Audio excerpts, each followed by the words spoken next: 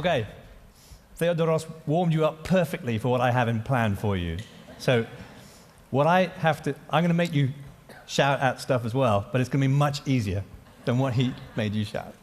Okay, so like he said, I'm interested in human language, and what I'm interested in particular is how we can talk about the world. We can talk about what we see, we can talk about what we do, we can talk about what we see other people do. For instance, let me take a look. What can I see right now? So there's a guy down here in the front row. He's wearing a beautiful shirt, okay? I can say it. It's so easy for me. I can just spontaneously describe the things I see. You can look at me and say something similar, or maybe not, depending on how you think.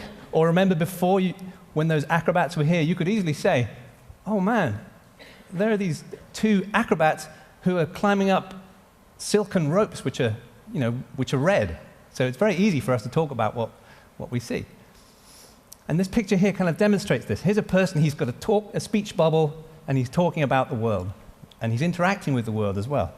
But the interesting thing is that even though it's very easy for us to do this thing, it's very hard to know how it works, because there are two groups of scientists who study this situation, and they don't talk to each other very much. So the uncharted water that I want to get into today, because the whole conference is about uncharted waters, is the uncharted waters in science, when you have two groups of scientists who are studying something which is kind of the same, and yet these two groups of people aren't talking to one another. So let me just illustrate. Here we have one group of scientists.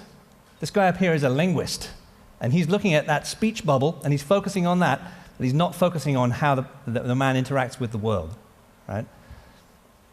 And there's another group of scientists. I'll call them, well, these are people who study perception, and they study motor control and actions, and how we recognize actions in the world, how we perceive the world. And we can call her a neuroscientist, or we could call her a psychologist. It doesn't really matter. But the point is that she's not studying language. And so there's this interesting situation we have where we've got two groups of scientists who are studying the same system, but they're studying different parts of the system, and they're not really talking to each other. So linguists and sensory motor neuroscientists don't go to the same conferences, they don't write in the same journals. And so we're in uncharted waters when we try and describe how it is that we can talk about what we see. So my talk is going to be into two parts. I'll start off just by thinking a little bit about what linguists do in their everyday jobs, and I'll give you some examples of that. And then later on, I'll talk to you about what sensory motor neuroscientists do, and I'll give you a very simple example of that as well, and you'll be involved with a little bit of participation in each case. So stay ready. I hope you can understand. Let me start with language. So the thing which linguists focus on when they're thinking about language is the fact that language is infinite. It's an infinite system. Almost every sentence that you ever hear, whether it's in Greek or in English, you're hearing it for the first time. For instance, these sentences that I'm saying now, you've never heard them before. I've actually never said them before. It comes out slightly different every time, right? And it's the same when you read a newspaper. You're reading sentences that you have never, ever seen before, and yet you can understand them. And you can produce sentences that you've never, ever said before very easily. This is something we do very easily, and linguists are fascinated by that, and they want to know how it happens. And clearly, it's not the words in the sentences that you're encountering for the first time. The words in the sentences, all these words that I'm saying here, I learned them when I was a child, probably, and you learned them, when you were in English class in school, I expect.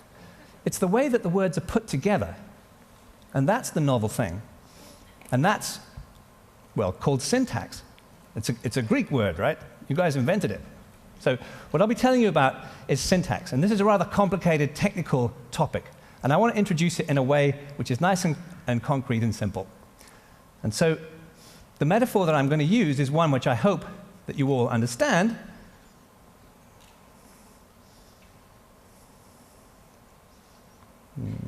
It's a Lego block. So words are what we put together into sentences. And so you can think of sentences as being built up of things. When you create a sentence, like the sentences I'm producing at the moment, I'm building the sentence brick by brick out of something. So the question is what? And when you're listening to my sentences, you're taking my sentences and breaking them apart in the same way as you might decompose a piece of Lego. So the interesting thing about Lego, I hope you can appreciate, is that out of a single block, I can build all sorts of different shapes, right? So here I am building a tower. I broke it. Now I'm building something else. I don't even know what this is. I think it actually looks like half a Space Invader or something. And here's another one. I want you to tell me what this is. We're in Athens, right? This is my tribute to Athens in Lego, right? In fact, when I was doing my presentation earlier, someone pointed out that these blocks here would fall down, so it's a good thing I didn't build a Parthenon. Anyway, I hope you understand the point that I'm making. With a single building block of Lego, it's like an atom, another Greek concept. Right? You can build all sorts of different things by putting them together in different ways. And language is a little bit like that. And what I want to do is to give you an example, first of all in Greek, of what a sentence might look like if you're thinking about it in terms of Lego. Okay? So one way you can think about a sentence is as a list of words, a sequence of words, something like that. But in fact, that's not the way that linguists think about it at all. For a linguist, a sentence is a structure that you can plug words into. And I want to give you an example of what that might look like in Lego. So here's a wee sentence. Now I'm going to do this in Greek, actually, so you have to bear with me. I hope you understand my accent, okay? So what I'm going to do is to plug a few words into this sentence. Otan, fa, okay, pao, kira. You know what's coming, right? For the benefit of those who are not Greek speakers, this is a nursery rhyme, or at least a children's song. Otan θα πάω, kirami, sto pasare. Yeah, that's right. I feel like I'm in church if you say it with me. That's good. Right. This means when I go to the market, my darling, or my lady, or something like that. Okay? Can you complete it for me? Θα σου αγοράσω ένα. Very good, very good. Okay. Let's put it up in Lego. So, θα σου αγοράσω ένα kokoraki. You plugged it in for me, okay? You knew what you could plug into that position.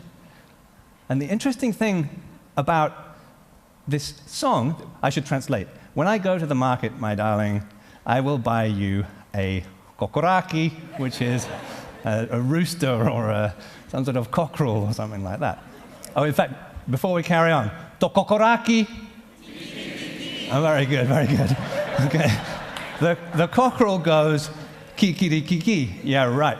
Yeah. Not in English, it doesn't. Not in English. No, no, no. Not in French. Mm-hmm. You'd think that the EC might have standardized these animal noises by now, but apparently not. It should fall underneath the agricultural policy somewhere, but apparently not. Anyway, so my point is that if you think about a sentence as a structure that you can plug words into, then this kokoraki song is actually a really good example, because you can plug the word kokoraki in there, but you can also unplug it and plug in other words. In the second verse, we have skilaki, which goes bow bow, I think. Is that right? I'm not sure. So you can plug that one in instead, and you can plug any number of words in there. I think I actually spelt this one wrong, I'm sorry. But you have a urulaki, or a urunaki, you can plug in there instead. And of course, it's not just in that position there that you can plug in any word. Any of these words, you can unplug the Lego block and plug in some other word. You can do it yourselves in your head, right? Let's do one more just to practice. So well, unplug agorasso. So instead of buying the kokoraki or whatever it is, you could do something else with the kokoraki. Like you could, I don't know, kiss it or chase it or, I don't know, slap it or something. Let's stick with Let's not get our imaginations running away with us, but we'll stick with buying the urlaki or whatever it is. Okay. So, having introduced that, I have to say I'm being too simplistic by thinking of a sentence just as a flat piece of Lego that you can plug words in at any position. It's a lot more complicated than that. And just to demonstrate, if you take some other word, some arbitrary word from that thing and try and plug it in, it doesn't go, it doesn't fit. And so it's too simplistic to think of a sentence as just a flat structure. And now I want to give you just a tiny insight into the way that linguists think about sentences. So you have to pay attention to this. This is an insight which was originated by a man called Noam Chomsky, who you've probably all heard of, whether in the field of politics or the field of linguistics. He had many, many insights, but a very interesting one, which has permeated the whole of linguistics, is that there's a single building block for the syntactic structure of sentences. And this is the way that linguists think about it, but I don't want to think about it that way because it's complicated and mathematical and formal. Let's just think about it as a special piece of Lego. So if you imagine you're building a sentence, you have lots and lots and lots of these structures here, and you can plug together in different ways to make different sentences. So I'll give you an example from a very simple sentence. So I'll first of all create the structure of the sentence the way that Chomskyan linguists think about it. So we take a few of these things and plug them together. This is the sentence, a man grabbed a chair. This is an action that we're going to be doing later on, okay? Because we've all got chairs in front of us, and so we can do this action quite easily, okay? If you're a Chomskyan linguist, you actually think that there are two positions in the sentence where the word man appears, where the subject or the agent of the sentence appears, and there's two positions where the object or the patient of the sentence appears, the thing that gets grabbed. And then there's actually lots of different places where the action appears, the verb appears. And actually, Chomsky thinks that this structure underlies all sentences, whether they're English or Greek or Swahili or Japanese. And his suggestion is that the only thing that changes, basically babies know this structure already when they're born, if you're a Chomskyan, and all they have to learn when they're growing up is which of these words you should pronounce in your particular language. And so in English, for instance, you pronounce the top man and then grabs down here in chair, and you get the man grabs the chair. But in other languages, like in Greek, it's often this way, I believe, grabs the man a chair. And it's like this in Maori as well, the language of the native people in New Zealand, where I'm from. That's all I'm going to say about language for the minute. Now I actually want you to try grabbing a chair. Okay? You've all got a chair in front of you, unless you're sitting in the front row, in which case, I don't know, grab your neighbors or something. Okay? It's almost the simplest action you can possibly imagine. Just reach forward and grab the chair. Just do it naturally, completely naturally, as if you were, don't reach the person in front, just the chair. Okay? What's the very first thing that you did? Because it turns out that there are building blocks, even in this very simple action, there are building blocks that construct this action. Think about it yourselves. What's the first thing that happened when you grabbed out for that chair? It's nothing to do with movement. Nothing to do with movement. It's actually a decision to act. You first of all have to decide to act, because there are lots of other things you could be doing. You could have a memory, you could be planning something, you could do all sorts of things. You could watch someone else do something. That's very different. But instead you said, no, I'm going to act. And when you decide to act, you attend to yourself. You know that you're going to be the agent of the forthcoming action, and so you attend to yourself. What's the next thing that you think happens? After you've decided to act, what comes next? Do you think you move your arm next? Do it, do it, do it. Do it. What comes next? The next thing that you do is that you look at the chair. Do it again. Do it again. True, right? You look at the thing that you're reaching for, because you need to know what shape it is, you need to know where it is, and so you look at it. What happens next? Then you start to reach for it. So you first of all decide to act, then you look at it, then you reach for the thing you're looking at. Are we done? No, it turns out that while you're reaching for the object, you attend to yourself again. If you think about it, when you're moving, you're aware of your body moving, and you're aware of your own self, your own personal self, in a different way than you first were. Now you're thinking about yourself as a pattern of movement, as an articulated entity. And then finally, when you reach the object that you're grabbing for, when you touch the chair, that's another sensation again, because now you're aware of the chair again. You're feeling the chair. To start with, you just saw it, but now you're feeling it. Let me just step through this in slightly more detail. I'll summarize it for you.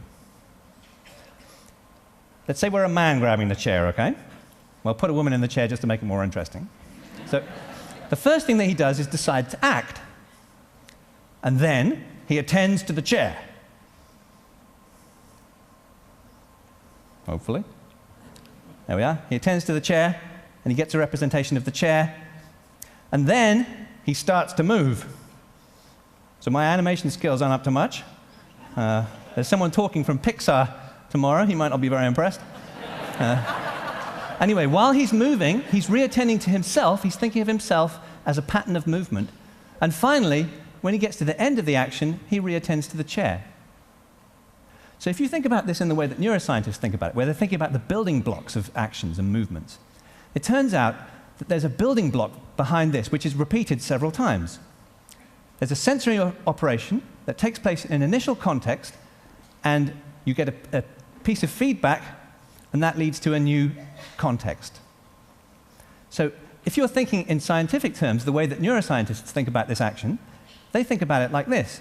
You're in some initial context, you decide to act, you get a representation of yourself, and then that gets you into a new context. And in that new context, you attend to the chair, and you get a representation of the chair, and then you get into another context where you can do an action on the chair, you decide to do a grasp action, you reattend to yourself while you're grasping, and finally you reattend to the chair when you reach and touch the chair.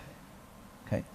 That is what the neuroscientist sees when they look at the reach to grasp action. But now what I want you to do is to compare that picture, built up from basic building blocks, with the picture that the linguist sees of the sentence, "The man grabs a cup."